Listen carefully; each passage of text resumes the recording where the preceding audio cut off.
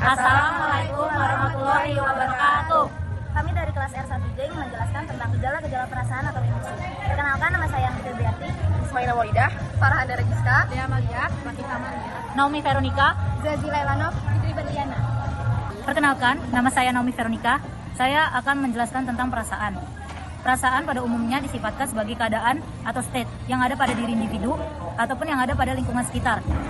Misalnya pada saat kita lagi merasa sedih, takut, senang, marah, atau ada gejala-gejala lain yang pada saat kita melihat, mendengar, ataupun merasakan sesuatu.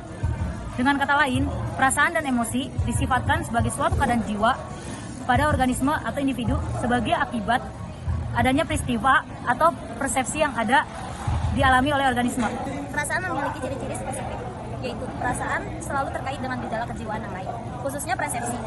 Contohnya perasaan gembira saat menonton pertandingan sepak bola karena tim sepak bola favoritnya menang. Satu lagi, dalam diri seseorang timbul perasaan gelisah dan takut karena memikirkan trauma masa lalunya. Perasaan sifatnya individual atau subjektif. Contohnya, pada saat menonton pertandingan sepak bola, ada penonton yang bersorak gembira karena kesebelasan yang dijagokan dapat menjebol gawang lawan. Tetapi di pihak lain ada yang sedih karena tim favoritnya kalah. Dan di dalam keluarga, pada saat menanti anaknya belum pulang dari sekolah, si ibu mungkin cemas, tetapi si bapak mungkin tenang-tenang saja. Perasaan dialami oleh individu sebagai perasaan senang dan tidak senang. Contoh, seorang mahasiswa perasaan senang karena nilai ujiannya baik. Seorang mahasiswa tidak senang kepada dosen yang secaranya mengajar tidak jelas. Selanjutnya akan dijelaskan oleh Farah, Fatih, dan Dea.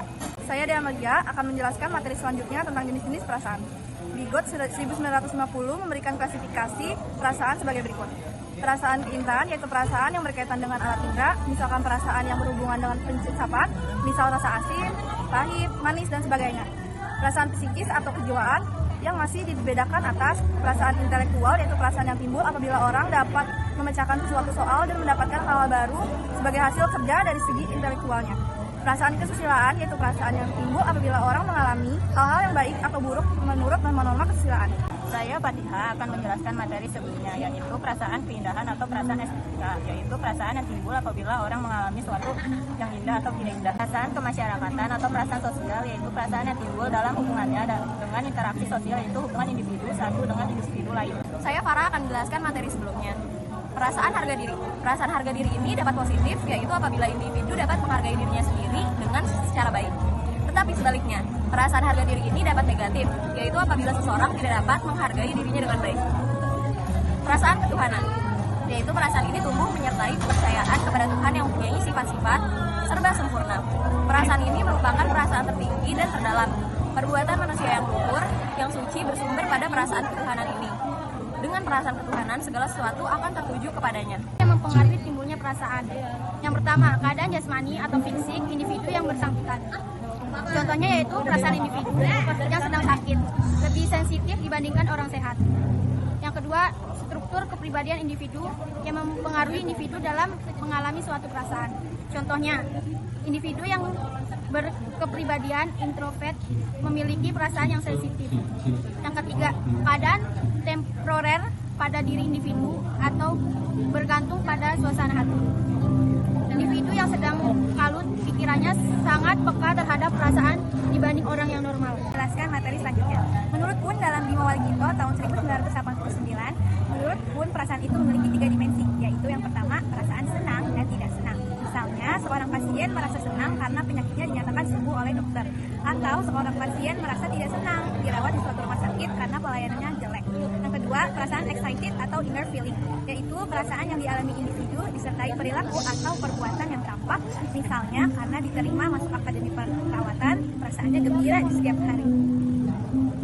Ketiga itu perasaan expectancy atau release feeling, yaitu perasaan yang masih dalam pengharapan atau memang betul-betul telah terjadi. Contohnya, alangkah bahagia perasaan saya apabila kelak dapat meneruskan ke S1 keperawatan setelah lulus D3 keperawatan. Contohnya lagi, waktu saya dinyatakan diterima di D3 keperawatan, perasaan saya betul-betul gembira sekali. Tidak ingin menjelaskan materi selanjutnya. Emosi adalah merupakan reaksi yang kompleks untuk mengandung aktivitas dengan derajat yang tinggi. dan adanya perubahan dalam kejasmanian, serta berkaitan dengan perasaan yang kuat. Karena itu, emosi lebih intens daripada perasaan, dan sering terjadi perubahan pelaku hubungan dengan lingkungan kadang-kadang terganggu. Saya Nomi Veronica akan menjelaskan materi selanjutnya. Materi selanjutnya itu adalah masking. Masking adalah keadaan seseorang yang dapat menyembunyikan atau menutupi emosi yang dialaminya. Dan yang kedua adalah modulation. Modulation itu adalah orang yang tidak dapat meredam secara tuntas mengenai gejala kejasmaniannya, tetapi hanya dapat menguranginya saja. Saya akan menjelaskan materi sebelumnya, yaitu simulasi, yaitu orang yang tidak mengalami suatu emosi, tetapi seolah-olah mengalami emosi dengan menampakkan gejala kejasmaniannya. Saya akan menjelaskan materi selanjutnya yaitu afeksi. Afeksi adalah gejala jiwa yang bersifat subjektif dan dialami dalam kualitas senang atau tidak senang dalam berbagai derajat. Jika afeksi dialami dalam derajat yang lemah atau sedang disebut perasaan, sedangkan jika derajatnya kuat atau tinggi disebut sebagai emosi. Ada bermacam afeksi, diantaranya adalah senang, sedih, kecewa, terharu, marah, dan sebagainya. Kita akan melanjutkan materi selanjutnya yaitu tentang perbedaan perasaan dengan emosi. Perasaan 1. Dialami dalam derajat lemah atau sedang. 2. Tidak atau jarang disertai gejala fisik sehingga sulit diketahui oleh orang lain. 3. Dapat berlangsung dalam waktu yang lama. 4. Pada saat berlangsung, rasio masih tetap berfungsi. Emosi 1. Dialami dalam derajat yang kuat. 2. Selalu disertai dengan gejala fisik sehingga dapat diketahui oleh orang lain. 3. Berlangsungnya tidak lama. 4. Pada saat berlangsung, rasio menjadi tidak atau kurang berfungsi. Akan melanjutkan materi selanjutnya yaitu katarsis emosi. Katarsis emosi adalah pembersihan